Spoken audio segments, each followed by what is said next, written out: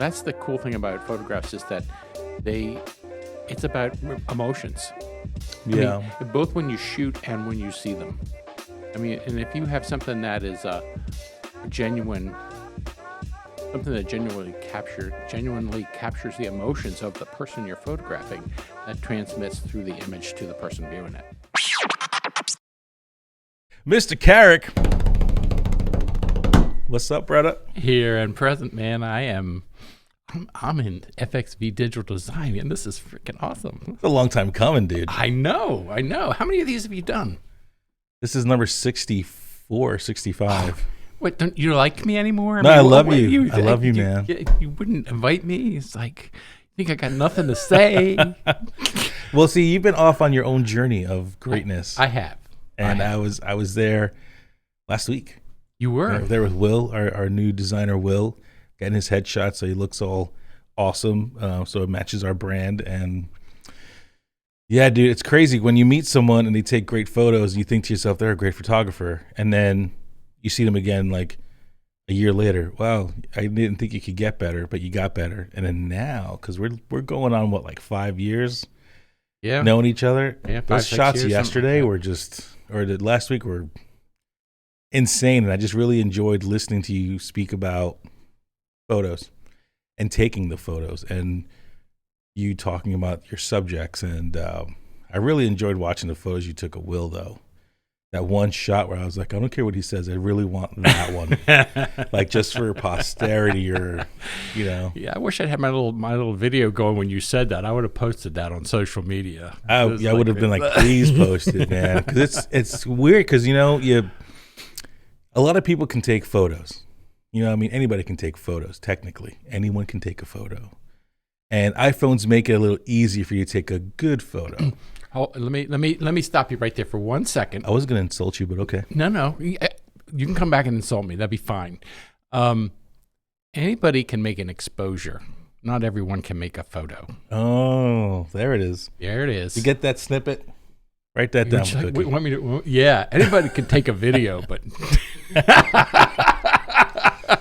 anyone can turn on a camera. Anybody could make a website, but there wouldn't be a Freddy website. Exactly. Mm-hmm. Yeah, fucking Wix. So, Don, I always like talk to people about where they come from, because everybody knows you. Everybody knows you, Dr. Pixel, busting out in the scene a few years back, doing photography. But we've had a couple conversations when you went back to like where you came from, what you started with, how you weren't always a photographer. You were a designer, graphic designer. Yeah. So let's take it back. So born and bred here, what's your dealio? No. I'm going to try and keep this really short, because I tend to like make these long. I can't help it. I don't know. I'm going to try and keep it short. Okay, so I was born in the Washington, D.C. area in the suburbs. I went to college at the University of Maryland, got my degree in urban studies and cartography. I got a job doing floodplain mapping when I was right out of college. And how prescient is that? I was going to say, how does it? How do you apply for that? That was it was an engineering firm, and they had a federal contract, and they were looking for somebody to make maps. Okay, and cool. I had the skills. Anyway, so then I was helping somebody as a teacher at the University of Maryland in the cartographic department. So in the evenings, I would go do that, help him teach the introduction to cartography. And he was looking for jobs there while he was there. He was filling in for a professor that was on sabbatical.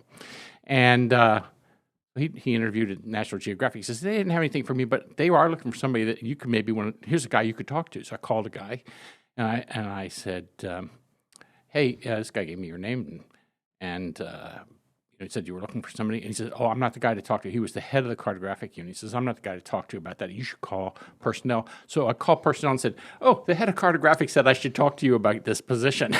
And I said, okay, well, come on in for an interview. And it's like, it was stupid dumb luck. I didn't, it was no planning. It was like stupid dumb luck. But anyway, I got the job. And so I'm doing maps, and then I progressed to doing maps and doing research for maps and working for the magazine, and I got a job for another division that did all the maps and graphics for the books, and then I got a job as assistant art director in the wait a minute, I was a designer for World Magazine, so I was doing story layouts, and I during that time, it was in the mid 80s, I bought one of the first Macintosh computers. Nice. 1 meg RAM, man. 1 meg It was RAM. the shit. And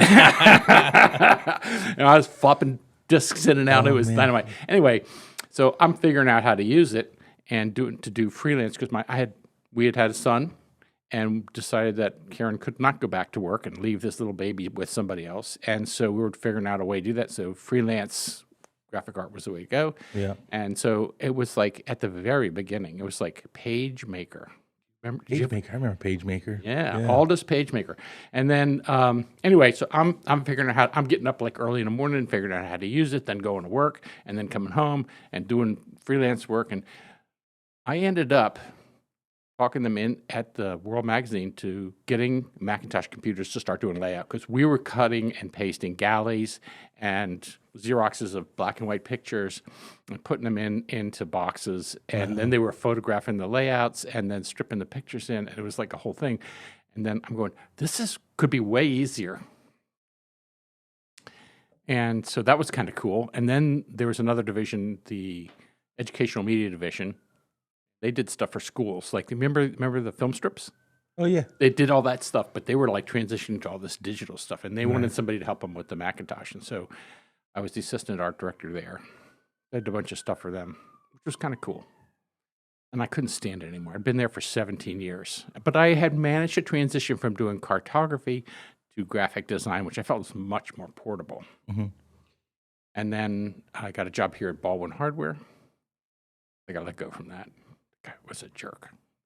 I won't go any further than that. Anyway, and then I kind of knocked around for a while. I worked for a large format printing company, and I got a job for Arrow International, and that was a great job. And I was really good until I got purchased by Teleflex, and then I got let go from there. And I had always done freelance work, which I think is a good thing, and it sustained me during the in-between periods. But I was doing like photography and graphic design. I was still focused on graphic design. Yeah. But then I started shooting more to do catalog work and stuff like that. And it's like, man, this is the shit. I want to do this. And then I started, and so I'm doing great. I was a track photographer at Maple Grove Raceway, and I was shooting all kinds of cars. I'm shooting stuff for magazines, and I'm getting feature articles, and it's really dynamite. And I'm going, why am I not on the cover of these magazines? I started looking at magazines. I'm going, they have pinup girls. Well, I better get me some of those. And so I started shooting with some women in the. I mean, it was nothing risque or anything, but I started shooting with some women in the pictures, and I found out I had this knack for connecting with people. When did that start, though? Well, I started shooting for them in 2009. And so between 2009 and 2000 and what was my last year? 2019 was I shot through 2018, and then I did their award ceremony in the January of 2019. That was my last shoot for them. Was that when you first started taking photos, or? I had always been interested in taking photos.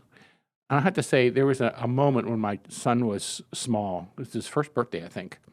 And we had a bunch of people over that smashed a cake in the face kind of thing, you know. And here I am. We had a table and had windows on two sides in the room, and I am there with the camera stalking the frickin' event, trying to find the right angle and to get the people and get him and get the right moment. And I stood up and I went, damn, I am missing this fucking event. Yeah. And I put the camera down, and I didn't shoot till I was at Arrow a number of years later. I just, I took a few snapshots, I took pictures of them getting their diapers changed and stuff, but, it's like. The normal stuff. Yeah. I mean, I was taking snapshots. I was not taking photographs. Yeah. And it's a big distinction for me. I think you're right about putting the camera down. I think I realized that at shows recently when I go to shows just to watch bands I like, and they come out on stage, and then every phone in the place just lights up. And everybody's sitting there just taking video footage, which I get it. You want to capture the moment. It's a show. You paid for it. It's totally cool. But I give myself like 20 seconds now. I go to a show. I'll do like I'll take a couple shots. So I remember where I was sitting quickly. I do maybe a video for like 20 seconds, and then the phone goes away. And then you just have to like live in the moment, because that stuff will actually last longer than the photos, because I've missed so much They're just trying to take a photo. Oh, I am totally right there with you. I volunteer for Genesius Theater. You might know this, I don't know, but I do all their headshots and I do promo shots for them and stuff. So I go in on the dress rehearsals and take pictures that they can send into the newspaper and stuff like that. And they had a show last year called Bright Star. It was written by Steve Martin and Edie Brickell. Oh. It was an amazing show. It was an amazing show. I won't tell you much detail about the show, but I went and I photographed it 2 nights in promo stuff in dress rehearsals, and then I photographed the first night of the show to get crowds and stuff like that. Right on. And then I went back and saw it with my wife,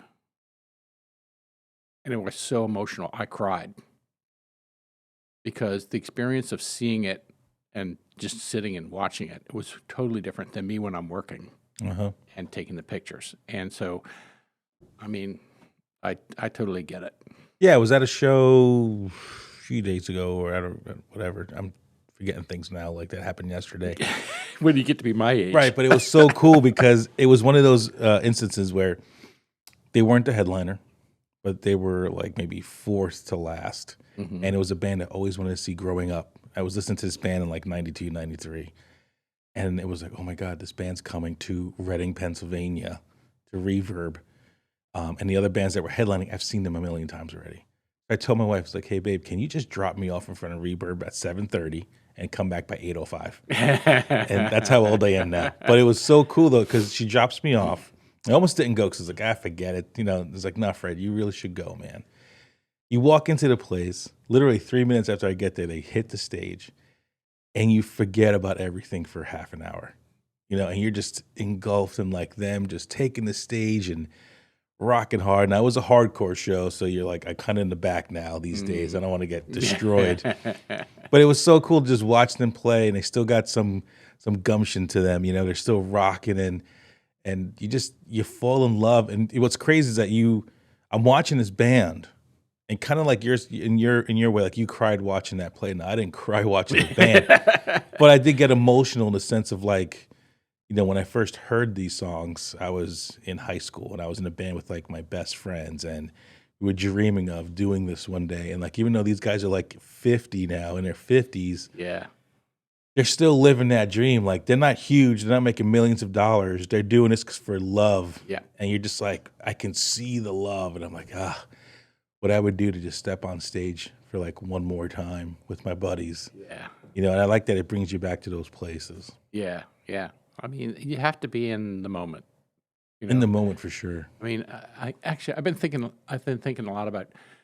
I was thinking this week about family. I went out to Pittsburgh and visited my son and wife and my granddaughter, and my other son came out with my other granddaughter, and so we spent a nice couple of days out there. And seeing those 2 girls together was amazing, and hanging out with my boys and stuff, and it was really great. And then I was thinking, I've been thinking that I should have taken photographs. I had my camera there. I didn't take any pictures while I was there, and I've taken a bunch of pictures of the kids and stuff. But it's hard to take photographs of family. I don't know if you find that if you've done websites for family or design for family. I find it really hard to take photographs of family. I think a lot of what I do is it's emotional connection, and you're almost too close with family. But on the other hand, I think that you have to make sure that you take those pictures because you don't know when somebody's not going to be there the next day. Yeah. And that is an important thing to do, I mean, for everyone, even if it's just a cell phone picture. But taking photographs of your family, that's the remembrance. And I'd love to have some better pictures of my dad and my mom. You know, what's you mentioned that, and you take me back because I was in New York this past weekend, and my grandmother was there. She's the only one I have left. She's in her 80s. She's frail. She's older. She didn't want to take photos. But my dad and my mom were like, please, can you take some with our kids? Like, you know, she stood up, and I'm holding her. Like, I would hold my grandma, you know, on her feet. Yeah. And yeah, I'm glad I have that photo. But then I think to myself, well, am I glad to have that photo? Because it took me back years before that. My grandfather, her husband, um, it felt weird because so my grandfather, we were at a backyard party in Queens, and my Hmm. grandfather's there. And it was almost like everybody could tell, or they had the mindset of like, he might not be here next year. Let's all start taking pictures with him. And I felt bad for him because you were like killing the man at the same time and trying to honor the man. Yeah. And he's like, he's a very proud guy. We're talking about a man who was like 70 something back, what, 10, 15 years ago now? So he's like, what the fuck, man? Yeah. You're killing me. But he did it because he loves his children, his grandchildren. Well, So, I mean, there are a lot of families that would take a family picture every year, and that's okay. But I think the thing with having pictures of people is that it's not the picture itself that's so important. It's a trigger to bring back those memories. It's just like you had a trigger when you went to see the band, brought back memories of what you used to do. And I think it's exactly the same thing. And I think that's the cool thing about photographs is that it's about emotions. yeah. I mean, both when you shoot and when you see them. I mean, and if you have something that is a genuine, something that genuinely captures the emotions of the person you're photographing, that transmits through the image to the person viewing it. That's why I love that photo of Will that you took last week. Of him laughing. Yeah, like so it's crazy. So for you guys out there, I took my new man, Will Suriel. He's my new designer, and he's like part of the team. I was like, okay, this guy's part of the team. So I took him to Don, and Don did his headshots last week. But if you've been to a Don Carrick headshot, it's an event. It's not just like stand in front of the thing, take a photo, have a good day. Don has fun. Don makes them laugh. Don tries to get the real person out. And there was this one shot where Will was sitting down and he started laughing. He almost grabbed the edge of the table, but Don hit the button at the right time. And it's so weird because I'm still getting to know Will, but even in front of Will, I was like, Don, I want that photo just for myself because it's not that it's another man or it's not because it's my employee. It's because Don was able to capture that one moment in time of this person in natural happiness, essentially. And I was like, fuck. That was, to my opinion, the best shot of the day. Even though we went there for headshots, which looked amazing, you hit that moment in time, bro. You hit that button at that one precise fucking second. Yeah. And it was just like magic. I mean, and it is a moment. I mean, yeah, I feel like we connect with people on an emotional level all day long. I mean, I think I talked about this when we were sitting there in the studio. We are hardwired to make judgments about people in a snap, millisecond, a nanosecond. And is this person a friend? Are they safe? Is this animal going to kill me, or am I going to kill it and have dinner? It's like we're the people who have evolved from the people who make good decisions in those situations. Yeah. And so we make those decisions all day long about people and situations. But I forgot where I was going with that. How cool is it, though? I mean, I do talk about that a lot, but when we look at photographs, we see in people some sort of an emotional thing. That's the piece that carries. And what attracted you to that picture was the emotion he was experiencing. And it transmitted to you, and it gets transmitted to people back and forth when you're talking to them and stuff like that. And we can engage emotionally on different levels. And my job is to get people to open up emotionally so that I can see some of that. And that's why I say that every person is beautiful, no matter what they look like. And I have to get past all the insecurities and the wondering if it's going to be safe, are they going to be embarrassed, are they going to like the pictures, all the baggage that they bring in. If I can break that down and connect with them on some sort of emotional level, and it's usually me being stupid. And they say, I can't look that stupid. He's worse than me. But it is all about breaking that down and having them be there and experience some actual natural emotion. And if I can capture that, I've done my job. Yeah, man. I think I think maybe that's maybe where you progressed. Yeah. Maybe not only in your skill set of, clicking that button, but getting the people to react the way you need them to react in order to get their true selves, Yeah. captured. Yeah. Yeah. I mean, I always work on the technical stuff, and I think I've gotten better in that, and that's great. But I always tell people, I said, it's not about the technical part of the picture, even if it's a little out of focus, or if it's something which I don't shoot out of focus pictures. Okay, so let's just be clear.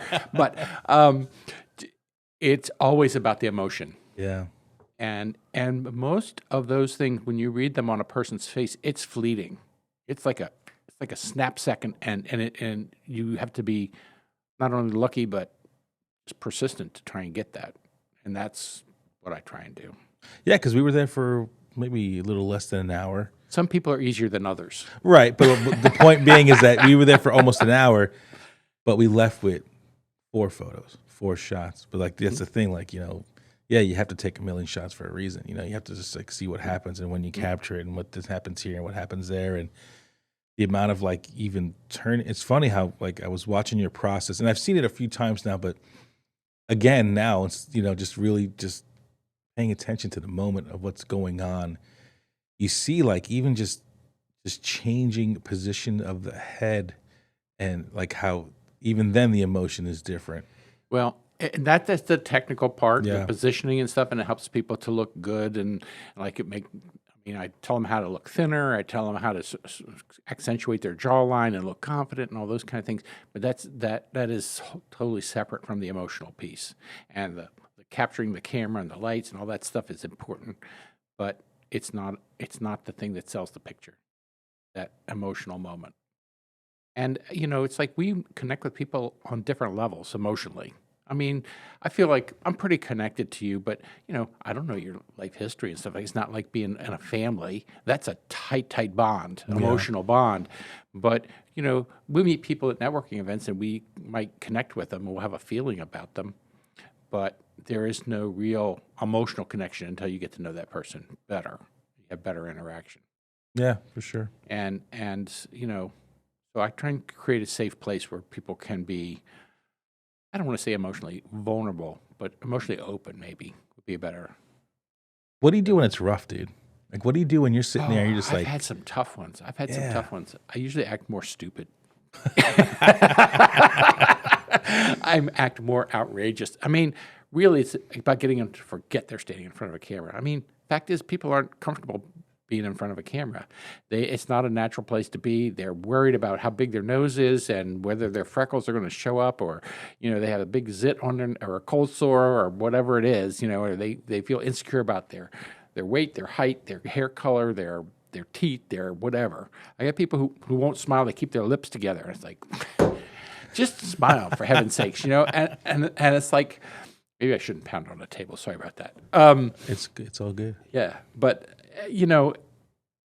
I have to try and break through those things, and I would say 99% of the time I'm pretty successful. I mean, there's some people that are just tough customers.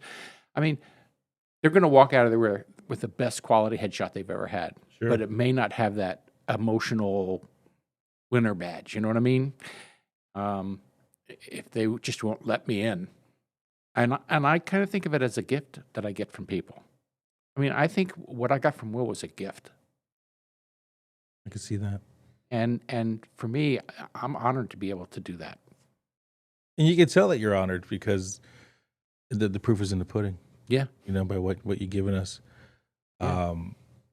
How did you ever think you would like this was going to be your career path, even though you've done so many things in your life? Well, I mean, when I first started out, I mean, I for some reason, photography resonated with me, and I loved it. I loved doing it. But I mean, I was working the National Geographic. Photographers there, their home lives were fucked up. I mean, they were divorced. They had 2 or 3 different wives. They had kids all over the place. They weren't seeing them. They were being sent all over the world doing these amazing, interesting things. And it wasn't conducive to having a good home life. And I made a decision that that's not what I want to do. And I was totally focused on more of an editorial or like a type of style of photography like they do at the Geographic.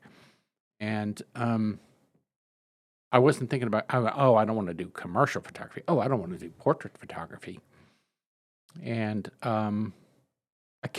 when I started shooting again, I was doing product photography, and then I started doing the car stuff, and it sort of evolved into shooting people, and it ended up being the thing that just really rang my bell. I've always loved pushing the button. Yeah. Something about it, capturing the moment, never going to be that moment again. And like, what is it? The Progressive commercial where Flo's getting on the bus, but it'll never be today again.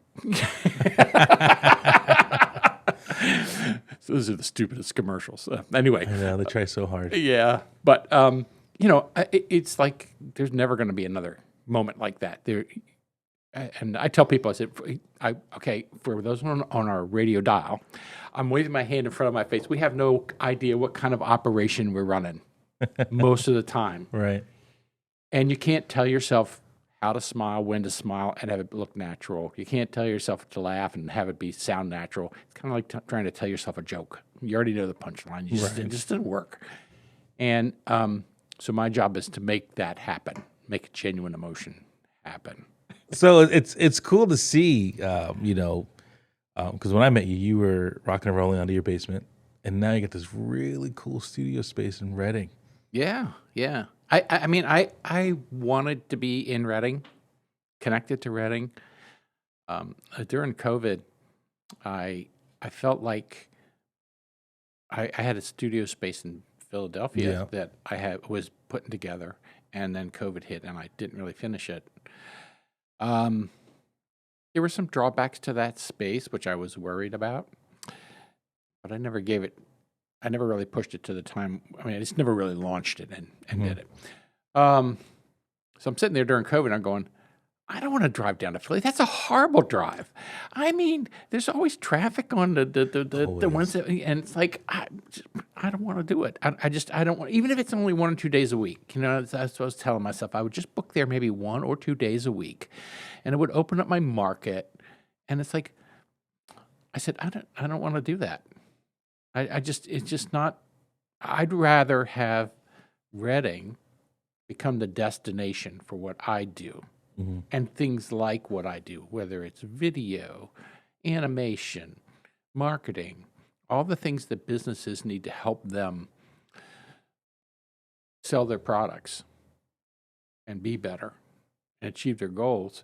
It's the stuff that I want to be able to bring to bear in Reading, and I want them to have a destination. And so my goal now is to make Reading better and make it a destination for the kinds of stuff that I do, whether it's web development or whatever. How are you going to do that? Well, I'm starting to get to know people. I've got a project I'm working on right now called Night Moves. Night Moves Reading. And go a couple different ways. Yeah. Wait a minute. I think I renamed it. No, I changed it. I was calling it that, and I kept thinking it's like I can't. Light Moves Reading, and it's photographs of Reading landmarks at night with their lights on or whatever, but it includes some sort of movement, and it is combined with an organization here in Reading. So whether it's the Berks Ballet Theater or the cyclists or the runners or dance people or the Reading Symphony or the ballet or the arena or whatever it is. So shooting those landmarks, and then I shot at the Berks Ballet Theater, I shot some dancers in front of the Goggleworks sign where they have their thing. And so long exposure, they're all blurry and stuff like that. And so it's causing me to get out of my comfort zone, go and talk to people. I really wanted to have the Reading High School band crossing. I mean, I have the cooperation of the police department. They're closed down the Penn Street Bridge into Reading for me. And I want to have the high school band marching on the Penn Street Bridge towards West Reading, coming up that rise, right? And so I'm shooting that way. And if I use a telephoto lens, it'll bring all the background images like the pagoda and all the stuff straight down Penn Avenue. It'll all be compressed behind them. So have them marching up toward me, and it would be really cool. When are you doing that? Well, I've been trying to work that out with the Reading High School, and there's been some resistance. So they think that the parents aren't going to want to do it and stuff, and I think I have to keep working on them. So I'm going to ask them. Well, would you send home just a questionnaire and ask the parents if it would be okay to do this? I want to do it. Do you know next 2023 is the 150th anniversary of Reading? 150? 100 or 150, something like that. But I think it's 150. I think it's 150. Yeah, I think 100 would be too young, I think. Yeah. It's 150th anniversary, so they're going to do some stuff. So I'd like to be part of that. I'd like to have this. I want to shoot about a dozen images. I want to show them and have a big launch party for the images, like a gallery in the DoubleTree, right there, heart of the city. It's kind of, I'm totally about Craig Poole. That guy is amazing. What he's I try to doing. get him on here. Can anybody hook me up? Like I've messaged him. Yeah. I don't know. I mean, I think he recognizes me because I volunteer for the Jazz Fest and the Blues Fest and stuff like that. So I shoot music stuff. And I see him pretty often for that. And I've done some stuff with the Emerging Entrepreneurs Program. Are you familiar with that? I was on the panel. You were on the panel. Yeah. Maybe that was the day I forgot to come in and we were both supposed to be on there. I don't know. But I was supposed to be on there that day. I did headshots for all the kids, but I was supposed to be on the panel like 2 or 3 days. And I totally spaced and I missed it. It happens. Gary calls me and goes, "Are you coming?" I'm going, "Coming where?" Isn't that the worst when you're like waiting for somebody to say, "What are you talking about?" Yeah, that's bad. So, yeah, I said, "Gary, I'm getting really old and forgetful." No, that was a cool little program that they did. It was awesome. They're going to do it again too. I'm really excited about that. Yeah. Right on, man. Yeah, they should do that again. So next year's 150 for Reading, and so I want to tie it in with that. There's got to be a way you can get them to do. I feel like that's a cool shot, dude. It would be awesome. I'm going to be honest with you. I really had a letdown when I got rejected by them, and I felt like, I've got connections with the mayor. I photographed the mayor. I photographed for Hispanic Heritage Month a couple months ago. I did Michael Rivera, Johanny. I can't remember her last name from Johanny Cepeda. Sabata. Yeah. Photographed her in the studio. I photographed the mayor in the city hall, and it was great. I have all these connections, and I had already met with the people who do traffic and buildings. So I got police connections that are going to close down roads for me. So what the hell, man? You know the mayor, and it's like I know, and I hit this wall, and I just am not. I'm not a pushy person. Right. I'm pretty confident about what I do, but I'm not a pushy person, and I just think I need to be more persistent. I think you have to use the 150 angle. Yeah. Yeah, but okay, listen, it's 150 next year. I keep telling them. I've tried. But anyway, I'll keep working on it. What else you got coming up in the pipeline, my man? Well, we got another season of Genesius happening, so that'll keep me busy. And it's always fun stuff to shoot. They have acquired a collection of costumes. It's the Myers collection. There's this guy who had the Myers Magic Shop out in Templeton, I think, Temple. And he spent his life making costumes that were used on all kinds of different plays, things on Broadway, stuff like that. And he was getting out of the business, and he just gave it to Genesius. So now they're in the process of trying to get it organized so that they can start renting things. So I keep pushing them. They have been really slow doing this. I said, make this a business. Make this a business that supports your theater. It's a great service to like the high schools and all these other regional playhouses. The things that they have are unbelievable. It is shocking, the stuff that they have. And right now, a lot of it is sitting in piles on a warehouse floor. And every time you pick something, you're like, wow, that's really cool. And you pick the next thing up. Oh man, that's amazing. And it's like unbelievable. And they have tuxedos. They've got 50 different tuxedos. And then that's the black ones. They've got another 50 white ones. Wow. And then they've got wedding dresses, and they've got Indian costumes, and they've got Egyptian costumes, and they've got, you name it. Like eras, 30s, 50s, 60s. It is amazing what they have. And they've got hats and shoes and clothing and accessories, and it's like, it's shocking how much stuff is there. Do they have the space? They are getting space from, I don't know how well.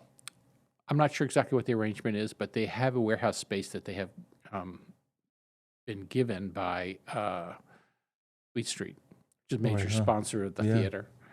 And I've forgotten the lady's name, but anyway, yeah. So she's allowed them to use this space.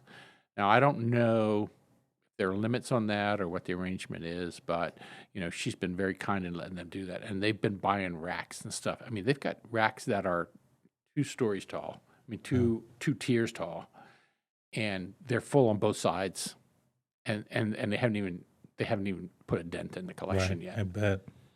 And it's a big space. So, I mean, I don't know if I've done some stuff where I've gone for like the Cinderella show they just finished. I shot all the costumes of the major characters. So I had them come in, and we wanted to do some romance shots.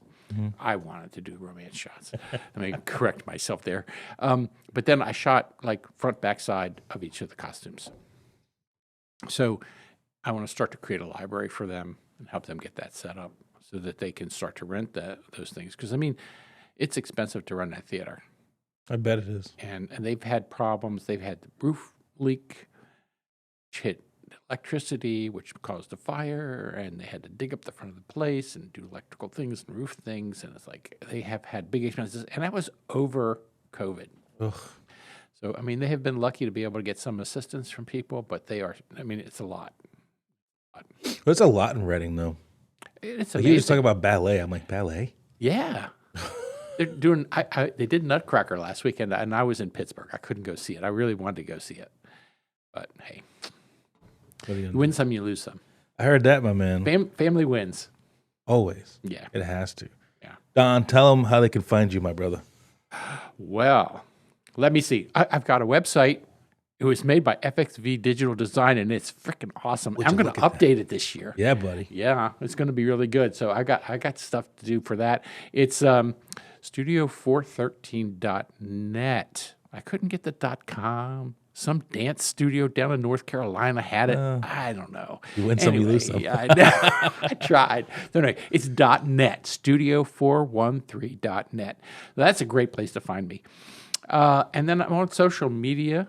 Instagram, studio_413. Don Carrick on Facebook. I don't post much on Facebook, more Instagram. And then it's Don Carrick and Studio 413, 2 separate things on LinkedIn. Right on. So I try and post there to try and talk to my business clients. Right on, man. Don, thanks for coming in, my brother. I'm really glad you asked me, man. This was fun. It's always a pleasure when you come in. We always have podcasts, essentially. We just never record them. Yeah, we sit here for hours practically talking every time we come in. It's true. It's true. Dude. So I appreciate it, man. I wish you only the best of luck. And 150, man, they definitely let me know what goes on next year because I feel like there's probably going to be a lot of stuff that I don't know about. Yeah. So I need to get my shit together. I'll try and pull myself out of the doldrums and make it happen. Thanks for the encouragement, man. All right, man. I'll talk to you soon. Fist bump. Yeah. Hey, thank you for checking out this episode of Fred Talk. If you dug what you saw, make sure you like and subscribe so you never miss another episode. You can also check us out online at fredtalk.tv. Don't forget, your Uncle Freddie loves you. Peace.